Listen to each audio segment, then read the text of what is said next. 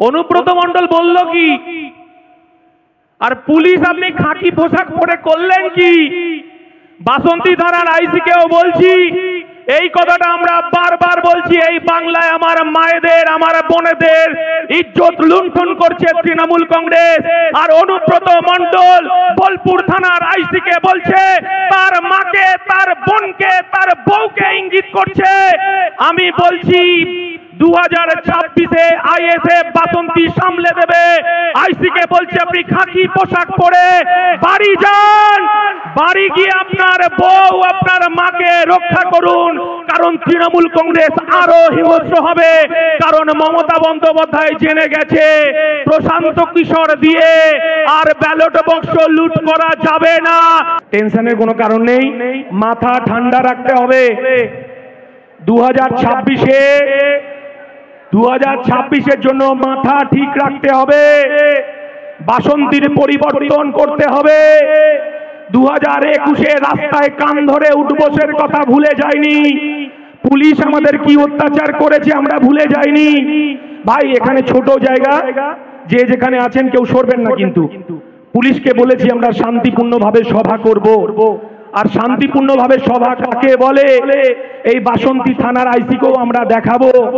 অতএব সবাই সবার জায়গায় থাকবেন, শান্তিপূর্ণভাবে বাড়ি যাবেন।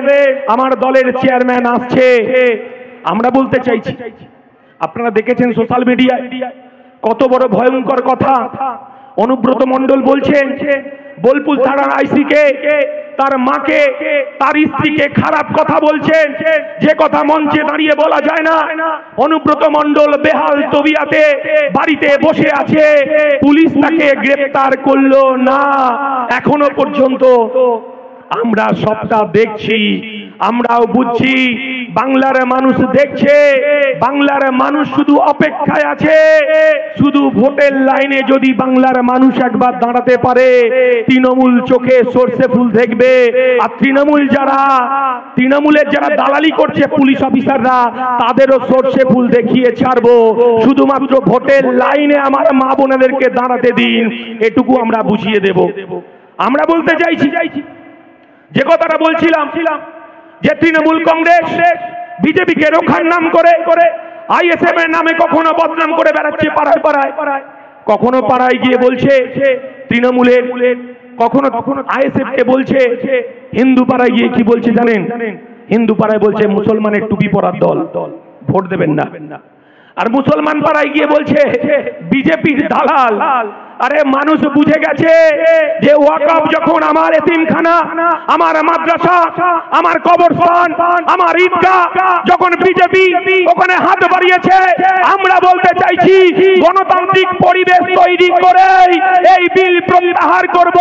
তাতে যদি নওশাদ সিদ্দিকী, বিশ্বজিৎ মাইতিকে রাস্তায় এক বুক রক্ত দিতে হয়, আমরা রক্ত দিতে প্রস্তুত আছি। এই বিল প্রত্যাহার করতে হবে। আমরা বলতে চাইছি মানুষ বুঝে গেছে যে আপনি তৃণমূলের দালালি, বিজেপির দালালি করছেন। আমরা জানি কেন করছেন। আপনি দালালি করুন, আপনি বোরখা পরুন, আপনি হিজাব পরুন, আপনি ইনশাআল্লাহ বলুন, আপনি সুবহানাল্লাহ বলুন, আমাদের কোনো আপত্তি নেই। কারণ এই ভারতবর্ষের সংবিধানে আপনি হাত বাড়িয়েছেন। ভারতবর্ষের ধর্মনিরপেক্ষতা, ভারতবর্ষের সার্বভৌমত্ব, এই দেশ শুধু হিন্দুর ভারতবর্ষ নয়। এই দেশ হিন্দুর যতটা রক্ত দেওয়া আছে, ততটাই মুসলমানের রক্ত দেওয়া আছে, ততটাই খ্রিস্টানের রক্ত দেওয়া আছে, ততটাই আদিবাসী দলিতের রক্ত দেওয়া আছে। এই তেরঙ্গা পতাকা ওড়ার পিছনে হিন্দু, মুসলমান, খ্রিস্টান, জৈন ব্রিটিশ সাম্রাজ্যবাদের বিরুদ্ধে যে লড়াই আমাদের ছিল, আর সেই লড়াইয়ের বিনিময়ে আমরা যে সংবিধান পেয়েছি। আর শুভেন্দু অধিকারী বলছেন হিন্দু হিন্দু ভাই ভাই, এই কথাটা বলছেন।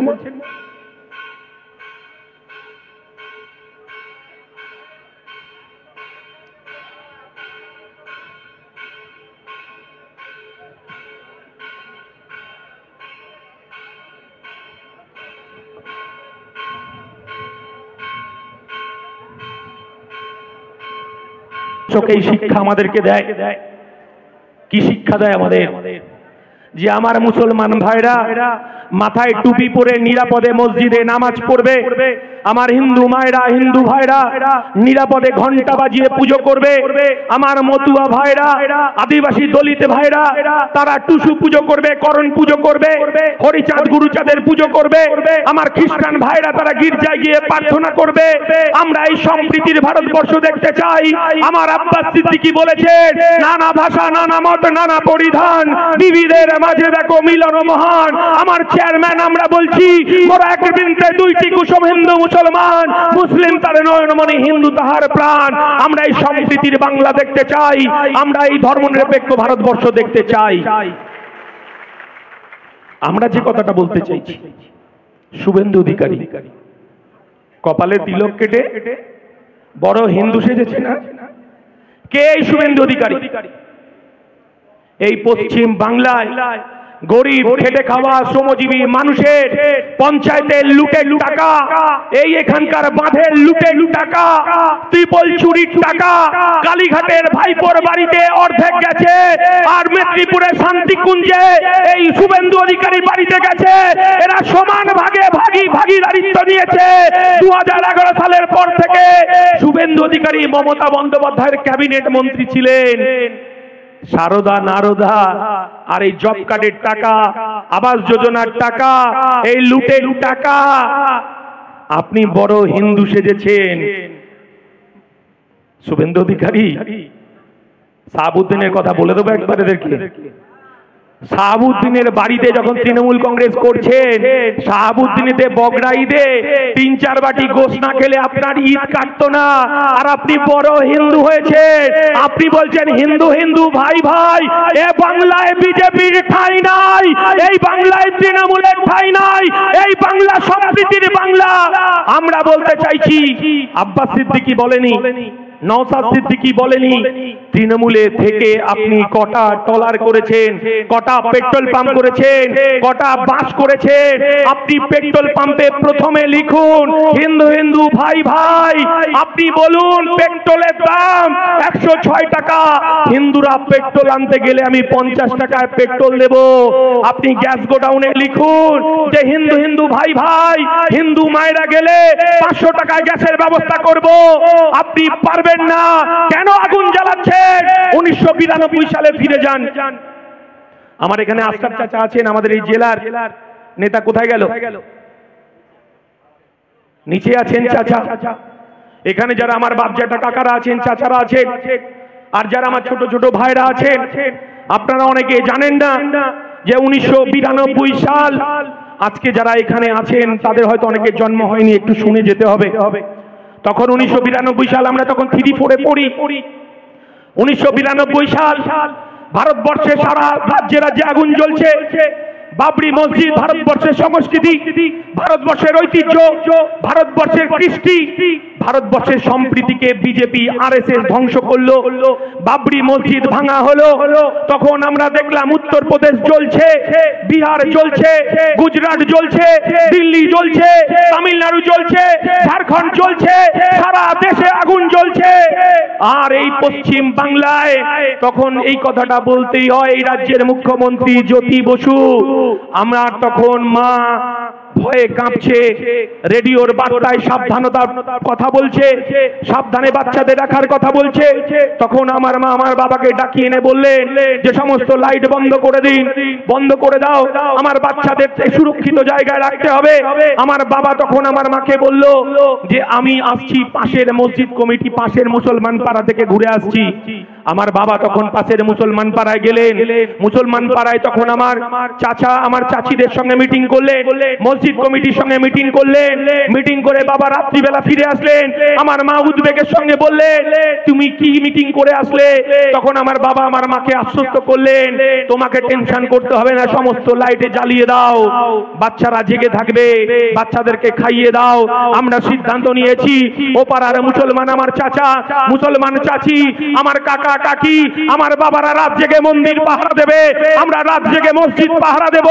এই বাংলায় একটা সাম্প্রদায়িক সম্প্রীতি নষ্ট হতে দেখেনি। আর এই বাংলায় মমতা বন্দ্যোপাধ্যায় বিজেপিকে ডেকে নিয়েছে হিন্দু মুসলমানের রাজনীতি করছেন। আমরা বলতে চাইছি এই যে খেলা চলছে বাইনারি পলিটিক্স, ইন্ডিয়ান সেকুলার ফ্রন্টকে রুখে দিতে হবে। আমরা কোনো মতেই তৃণমূল কংগ্রেসের এই হিন্দু মুসলমানের রাজনীতিকে আমরা প্রশ্রয় দেব না। এই রাজনীতি আমাদেরকে মাথায় রেখেই কাজ করতে হবে। সেই কারণে মমতা বন্দ্যোপাধ্যায়ের পুলিশ আমাদেরকে আটকাতে চাইছেন।